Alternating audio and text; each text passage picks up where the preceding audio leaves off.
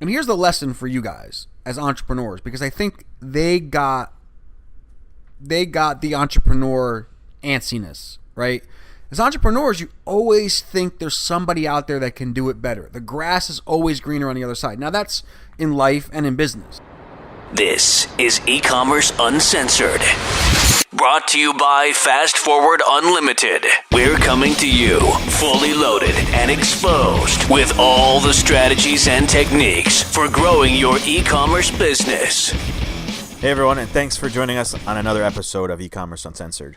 This is episode number 69. Woo woo! Oh yeah. My name is Kevin Manell, and I'm here with Jason Caruso and Paul Chu. Before we get started today, I just wanted to apologize for Jason because he's been a little sour all day today. Because you're annoying. Don't take anything that he has to say. Well, you're annoying. You want to babysit. Again with your phone. Right away with your phone. I'm turning off the volume so that nobody calls me. Relax. So distracting. Yeah, he's just been like sour grapes all day. Yeah, okay. You got into it, right, Paul? Yeah, they were bickering a lot. Because you're like I don't want to say it, but you're like a Yeah, you gotta say it. like a work Nazi. Oh, okay. I'm a work Nazi. Yeah, like it's like you have it so bad here. Right. We did dub him the project manager. Literally yesterday. First of all, let's talk about the series of events. Okay, Kevin for 2 weeks was supposed to do something for a client.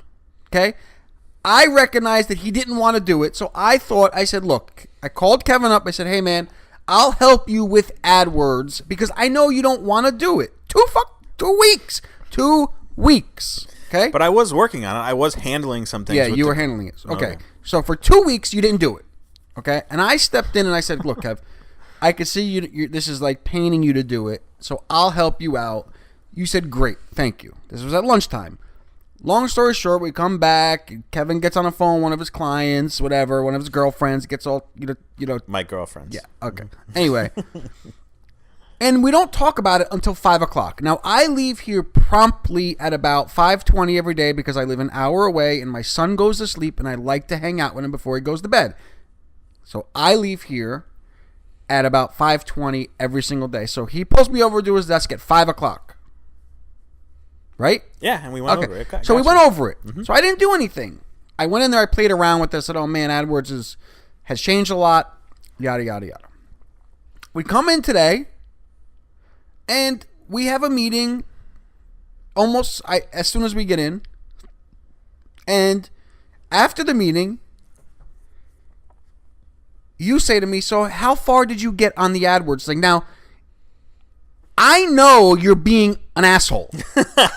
Like, I know that you're not asking me how far I got because we didn't do it till 5 o'clock. You're basically being annoying because I was swinging a golf club. So what was your response? Your response was immediately defensive. No, it wasn't. I said to you, yes, you told it was. me. You came to my desk.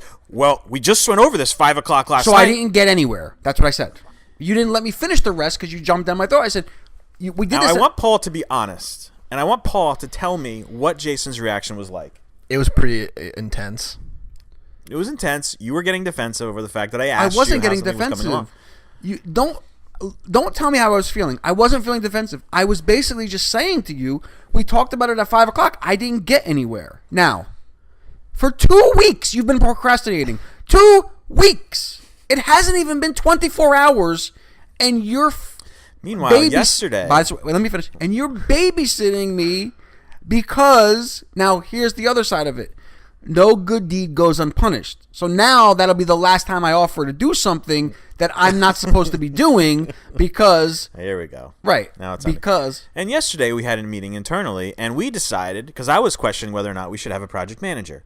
So these two decided, well, Kevin, that should be your job. Like, that's something you should do as the business owner. But you didn't say yes. Okay. You didn't say you're right. What was I you basically... laughed and said... What was I basically doing today, this morning? Was I not... project managing? Yeah. No. I don't exactly have a what I problem was with doing. You project managing. What I have a problem with is that you think I'm an idiot and you don't think that I know enough when you say, so hey, how far did you get on that? Knowing damn well that I didn't even touch it yet. But that's his annoying way of trying to follow up. All you got to say is, hey man, we need to get that AdWords done. I would be like, all right, like cool. Well, I guess I got to get a project manager in here so you don't have to like take that personal, emotional response to everything I ask you. I think what you should do, okay, this is, Save yourself a lot of money. Don't get a project manager.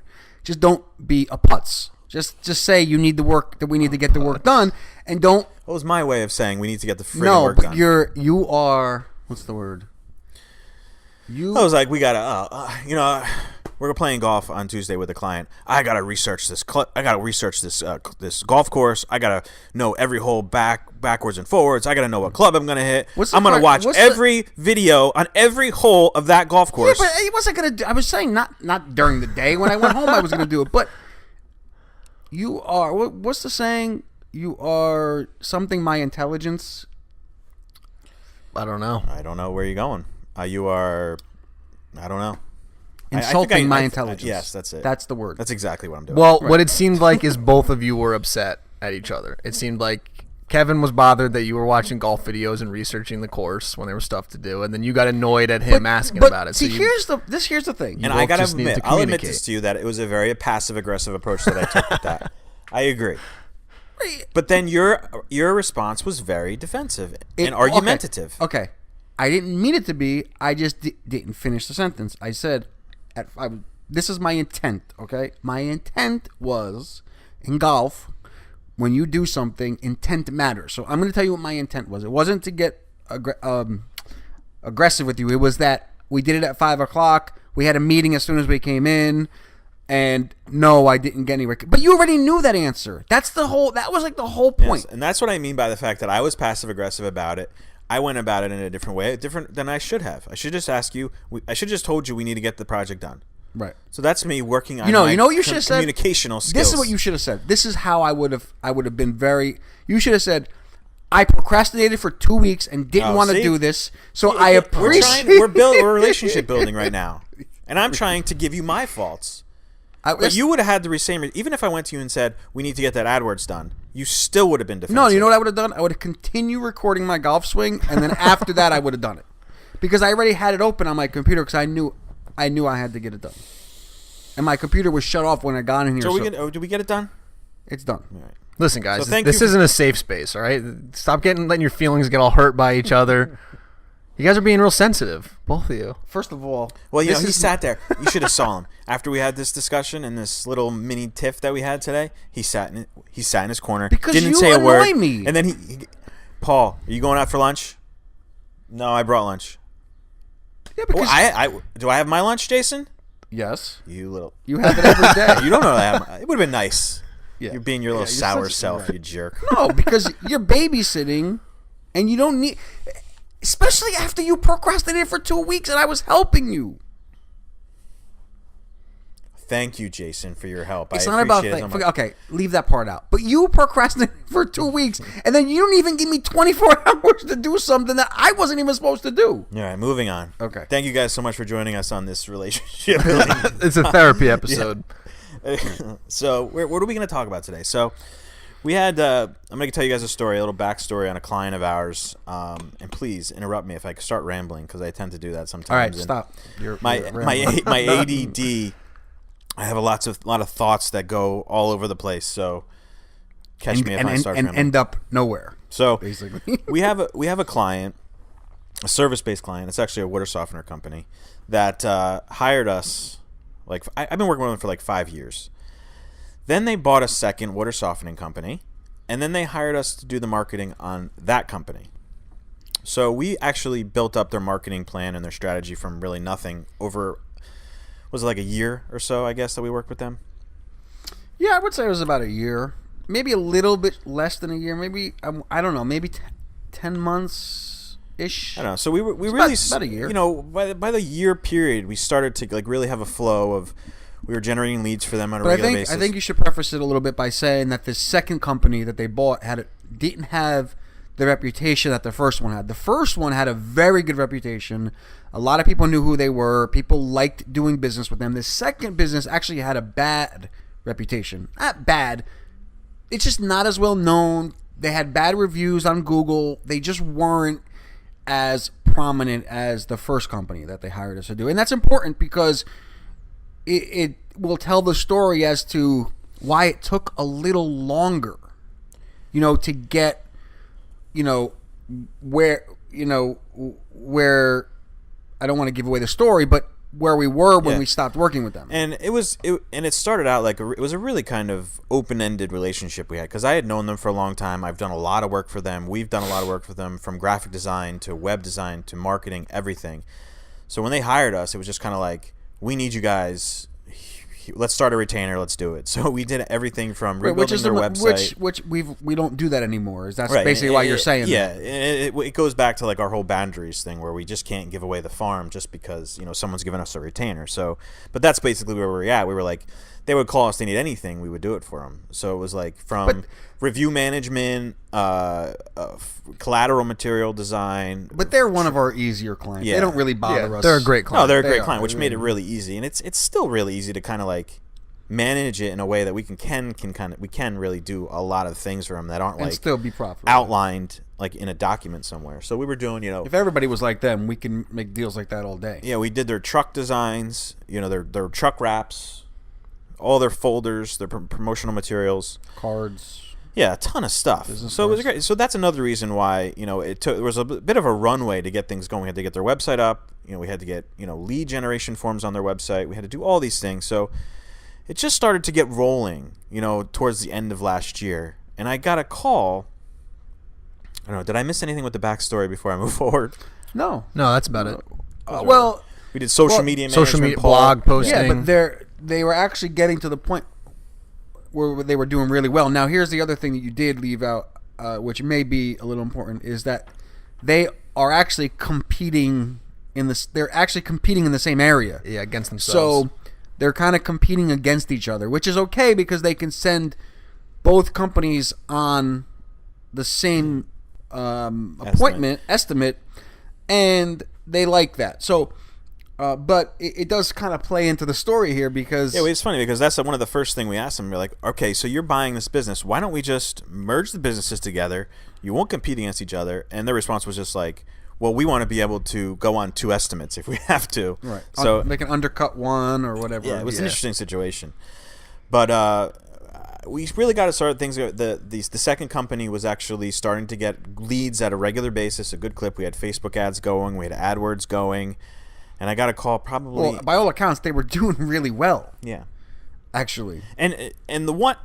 I don't want to say the name of the company. But Business A was like their baby. It was like their main business. It was a bigger business. And Company B was this secondary company that they hired us to do. Is that going to be easy to understand? Yeah. Between A and B? Mm-hmm. So they wanted us to like do equal marketing for each. But they always, in the back of their mind, were like, Company A needs to do really good, needs to do the best, because Company B was kind of like they own a bigger share of Company A, so they split Company B up with amongst 3 or 4 people, whereas Company A, they own it 100%. Right. Well, they're 50-50. Yeah.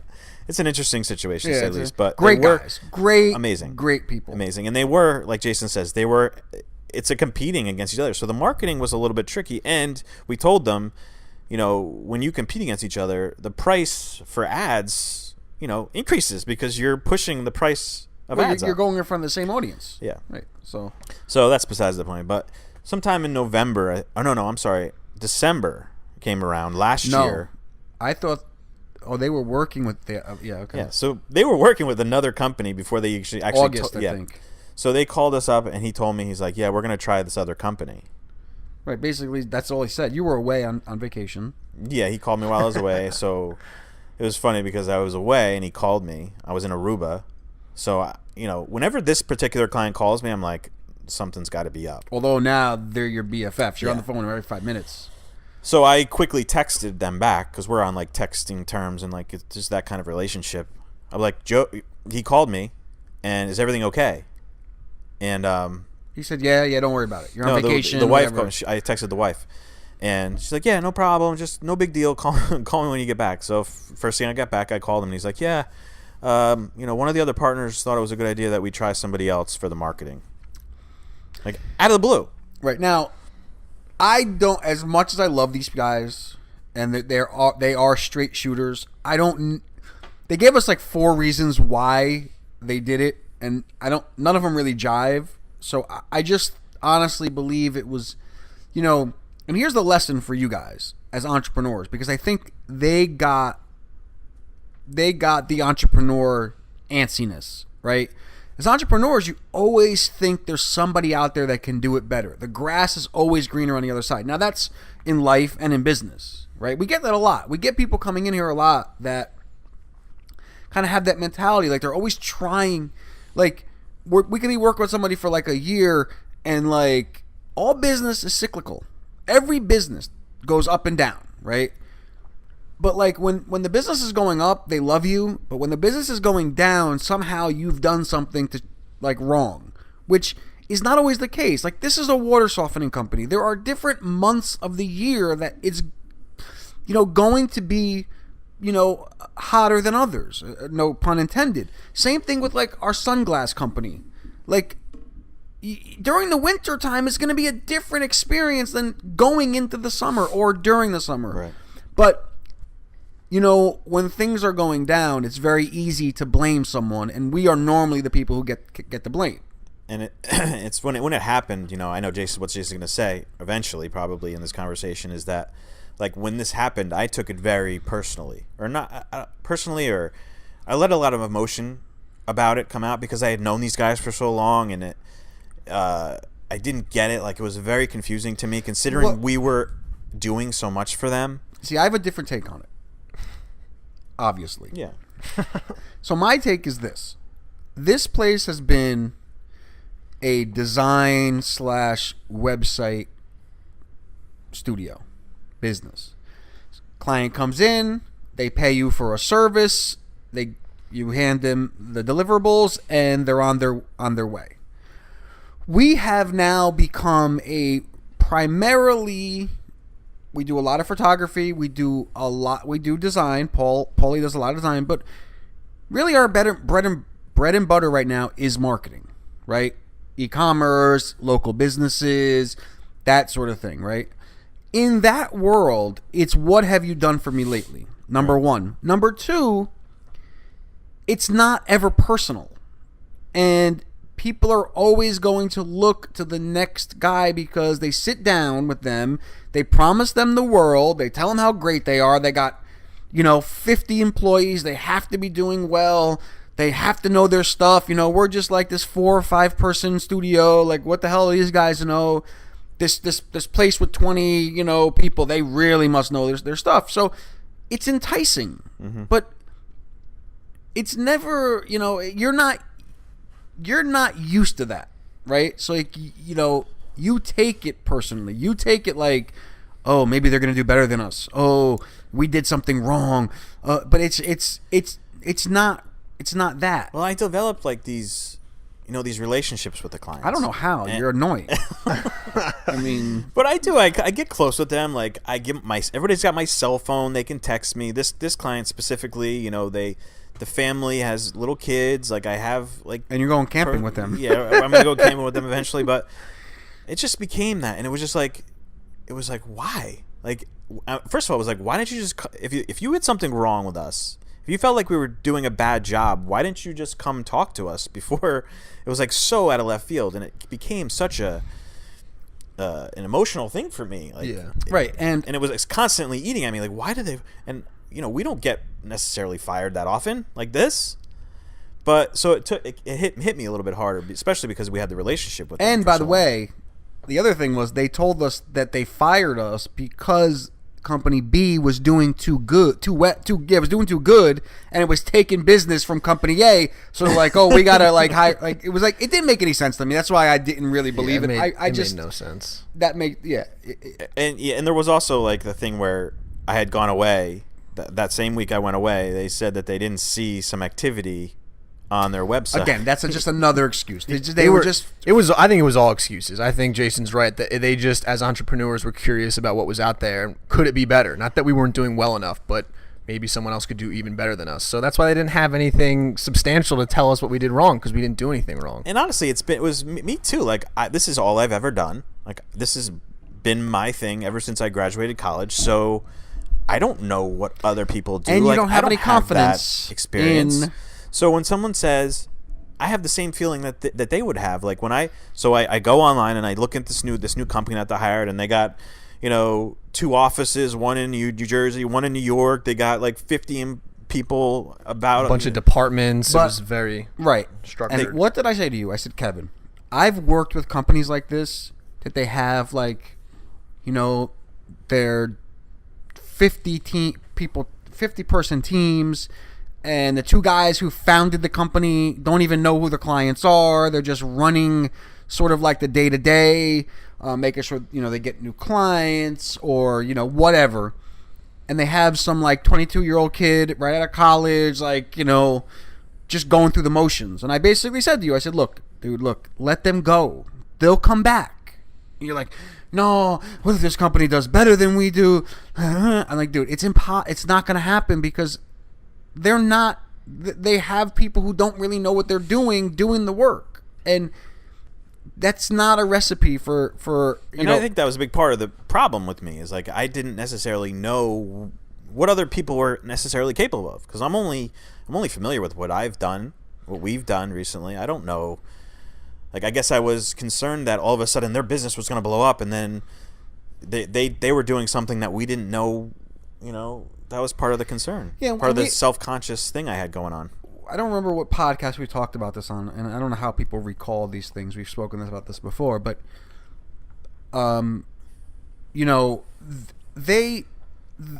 it goes back to expectations when you hire a company like ours, right? Most of these smaller businesses that are hiring us, now this is really not that small of a business. I mean, they're a multi-million dollar company. They are actually a fairly large company. But they look to us as if like it's our job to grow their business. It's our job to make them profitable. And I think that people really need to look at companies like ours as not like we're not gonna, we're just a piece of the overall picture. Like, right. You can't rely on like a company like ours to do everything for you. You have to have your own culture. You have to have your own like your company has to, the guts, the inside of the company has to be what makes it grow. We're just helping you, like companies, put certain things in place that will help them amplify their success. But you can't look at us like we're going to start your company from nothing and turn it into like $1 billion company. That's not what people like us do. I don't care who they are. I don't care how big their teams are. The companies with the big teams, I've worked with them before. They're not that good. What they're good at is keeping you in a contract.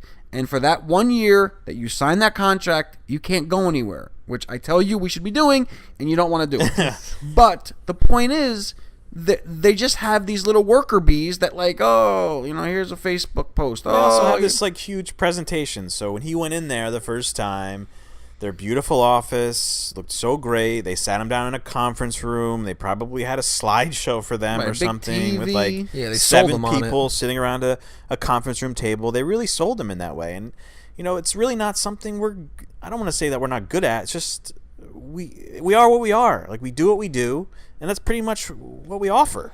Right, but when somebody's giving you a few $1,000s a month or whatever it is, they put a lot of trust in that. Mm-hmm. And when somebody walks into a company that has 30 employees, they feel like that company is doing something right. Now, they're doing business right. Doesn't necessarily mean, because a contract, as much as it outlines what you're going to get, it also outlines what you're not going to get. Right? See, like, our problem is we have no boundaries. So our clients get anything that they want, which I think is a problem. Whereas when you have a contract, this says, look, we're going to do this. Everything else we're not going to do. Right. Right? So I think that's partly why they grow so big, is because everything outside of the contract they bill for, and we kind of just do everything within the contract, which is a problem. See, and I think Paul and I see eye to eye on this one, is like a contract would be good as a way to keep from us going outside of boundaries. But I don't see any benefit. Like your buddy says, you can wipe your ass with a contract. Like if you want to get out of a contract, you can get out of a contract. It's just the psychological part of it. Like my stepfather is an attorney, and he wouldn't hire us until he was out of the contract. He knows better. He knows that contracts mean nothing, but it's a headache. Yeah. And as long as the person is doing exactly what they say they're going to do in the contract, you can't. It's hard to get out of, right? Whereas, and he's not the only one. We talked to another company, $20 million company. They're like, oh, we're in a contract for a year. We can't. Like, it just does something psychologically. Now, I don't like contracts either because I'm like you. I want to be their friends. I mean, not as much as you do. You get a little overboard, but I do like them, and I do want to be their friends. But I also, at this point, like in my life, with my family, with my kids, I also want to make sure that I'm doing what's right for me and our studio and our families. That's okay. Because, these people that hire us are not gonna think about our families. They're thinking about theirs. So, yeah, I mean, I guess I don't really have a whole lot to worry about with the contract because I know that we'll uphold our end of the bargain essentially, and that's kind of like where this story comes back around. Is like, this whole time that he let us go, he said we're gonna try somebody else, and he told me he's like they're gonna build us a new website. They're going to do our social media posts. They're going to do our Facebook advertising. I'm like, they're going to do SEO. They're going to do SEO. I was like, okay. So go ahead. So me being like the neurotic person I am, every couple days or so, or it was a couple days. I hope it wasn't a couple days. You're trolling them. Every couple weeks, I would troll them to check their website. Website that was the same. Exactly the same. I checked their Facebook. They would just post organically, and then they would hit the boost button to boost the post here and there. So I was like, what is going on here? Like, how are they paying these guys a retainer? I didn't know how much they were paying them at the time, but how are they, like, doing this? They're not doing anything. There's no blog posts. There's no SEO work on their website. How is this possible? Now, Paul will attest to this, right? I have zero, not a very you don't have a lot of humility. Yeah. Now, I joke a lot in here. More than I really, of course, yeah. Obviously, I joke a lot. But I told him that this was going to happen. I said to him, I'm like, these companies are not that great. Don't worry about it. They're going to find out, and they're going to come back. Did I say that? Yeah. I said that from the first day they walked But out. they only found out from us and from Kevin telling them that. From we had him creeping. We had building. I keep saying building A. Business. Company A. Company A. They didn't fire us for that company, just Company B. Yeah. Which is the same exact company, same exact marketing, same exact tactics, techniques, whatever, processes, all the same, but they keep us with one and they fire us for the other. I knew that, first of all, here's the first thing that I knew, is that we found a system that worked. And what these new guys were going to do, they didn't have the system. No. So I knew that was going to be the first thing. We figured out a system that they're actually getting leads, like multiple leads per day. Yeah. And, so I kind of had that in the back of my head that I'm like, these guys are not going to figure this out. They struggled in a lot of ways that we were great at with both of these companies. Like, one of their big problems was they didn't post any original content or anything new because they wanted approval on everything. Yeah. And these guys are hardworking, blue-collar people who are out in the field where we just posted stuff. We took it upon ourselves to just go for different topics and different strategies, and nothing got done because this company was like too by the book. They were too contractual. They were too and the other official. thing is, like, they're a typical marketing company. They do things that on the surface look like something but don't really get results. Yeah. There's a lot of people fluff out there, all fluff, right? Like, let's post to your wall 3 times a week, and that doesn't do anything. Nothing. Zero. But that ended up, like, even for this guy, it was like that's what was most important to him. Not seeing a blog post or not seeing a social media post was what really, I know what you're saying was an excuse, but that's really what kind of prompted this in his conversation. Right, but I don't think he thinks like that anymore. Yeah, well, now because we send them reports, right? Right. So that's all he could see. So Company A came in to have a meeting about Company A because that was the one we were still working with, and we were just updating him on everything that was going on with Company A. And I was just like, at that point, I was kind of like bursting at the seams because I was like, what is going on here? Like, why did you hire this company? And we have a relationship with the guy that I could just say that. So we just came out and just opened up the conversation about it. Oh, wait. What is it? You're way too nonchalant about this story. Okay. The guy came in to talk to us, and at every possible turn, you asked him, like, you tried to, like, so Joe, maybe you should take that out. But anyway, you were like, so what happened, dude? Like, what? Seriously, like, why did you do this, man? Like, seriously, just tell me. Like, like you were grilling the poor guy. Like, he's sitting here, and like, he just couldn't, let it go. Find out. I don't and blame he asked you, him Kev. once, busting his balls and making him feel bad. right? And then he answers you, and then like again, you're like, but seriously though, man, like, why would you do something? You see, like, so it was funny because he was very like when I would bring it up, he would kind of like, yeah, everything's going great. Everything's good, right? Like, and we knew. So I think the moral of this story is very simple. Like, if you're running an e-commerce store or you're running a business or you're running anything like that, like, you gotta, like, when you are working with someone or you're doing something that are getting results, whether it's massive results or just results, you have to.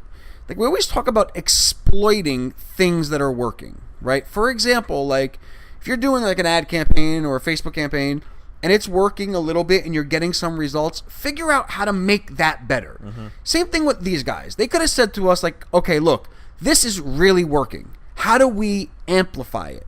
The answer is not, let me go hire another company and have them start from zero again and try to figure everything out, right? And that's I think the moral of this is, like, make what if you have something working and maybe it's not working to the extent that you want it to work, try to figure out how to perfect it so that it works better.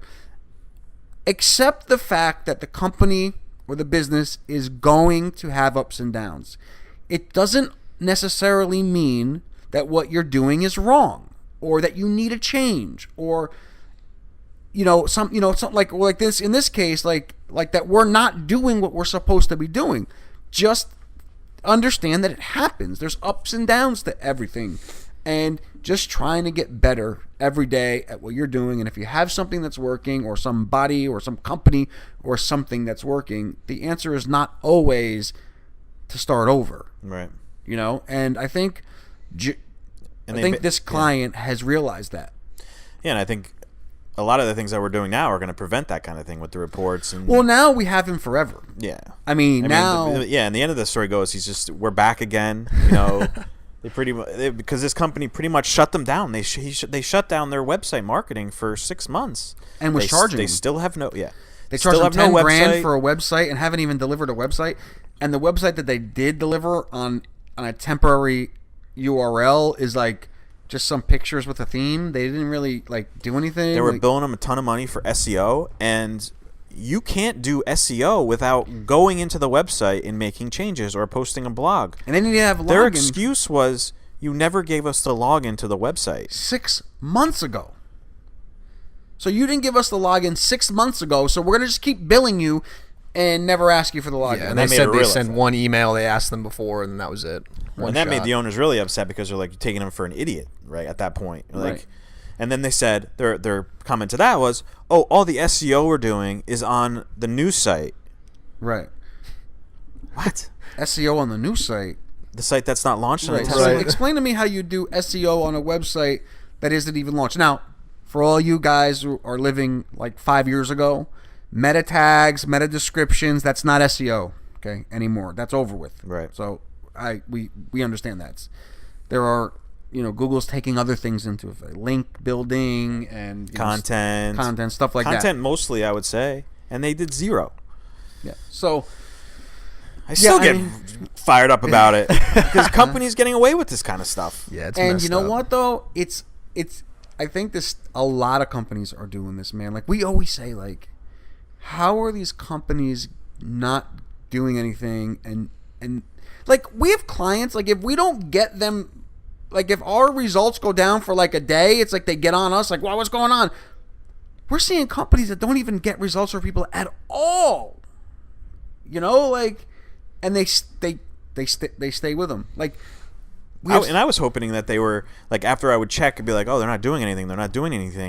And I was like, oh, they must be charging them just like a couple $100 a month or something, because they're obviously not doing anything. To come to find out, they're charging them more than we were. Right. Which really fired me up.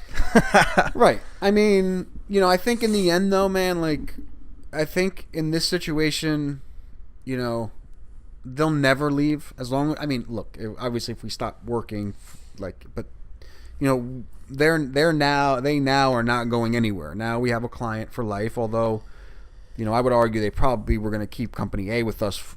I mean, I think it was a good lesson for everybody, me included, us included. Yeah. I mean, they called me when they called me up to bring me back on board. They're like, immediately, like, we need to get something going immediately. She was like, this must make you feel pretty good. I was like, I got to be honest. It does make me feel pretty good. I'm sorry that it was at your expense, but, it's unfortunate that our original retainer has now doubled. Meanwhile, he said this to them. Meanwhile, we're still doing Company A. So, I mean, come on. They know. I was joking, Jason. Yeah, it was big lessons. And like what Jason said, a lot of trust. This is about a lot of trust and building relationships and not fixing something if it's not broken. But I think, to bring this full circle to the beginning of the podcast, communication is a big factor. If we were communicating better, like we keep saying with the reports that we're now doing, maybe we wouldn't have lost them. Even if we did, they should have communicated with us and told us if they weren't happy with something. And even internally, you got to communicate with each other and your coworkers. I think, though, because Joe has said this before, I think people get voir by these big offices. And, people come here. We have a beautiful studio. We have a pool table, 60-inch TV, plasma TV, darts. And we're like, this is like a cool studio. But it's only 4 or 5 of us, or four of us. Yeah. Right? So, like, people look at that and they're like, but they don't realize that we want it this way. Yeah. Like, we don't, like, right now, we had a meeting. Kevin's like, we got to hire someone else. We're like, no. This is how, Instead, I got another task to be project manager instead. It didn't go the way I envisioned head it. babysitter. So, Head babysitter. But that's the thing. Like, people don't realize is like I think about this all the time, right? I'm 41, 38. Paul is still 26? 25. I'll be 26. I think about this all the time, right? I mean, even when things get bad, like I always say to myself, like, we're really in control of our own destiny. Like when you work for a corporate company, there's like 20 people above you that if you somehow if somebody just above you likes you, the guy above them may not like you. And then the guy above them may, and the guy below them may not like you. And your entire life, how you can support your family, is all predicated on that hierarchy of people. Hierarchy of people. Where, like, we are in complete control. Like, if we come in here and lay on the couch and then lose clients, that's like our own fault, right? Like, and I think about that all the time. I still feel like I'm a kid, and I'm like, man, like, our future, like, is all predicated on, like, us.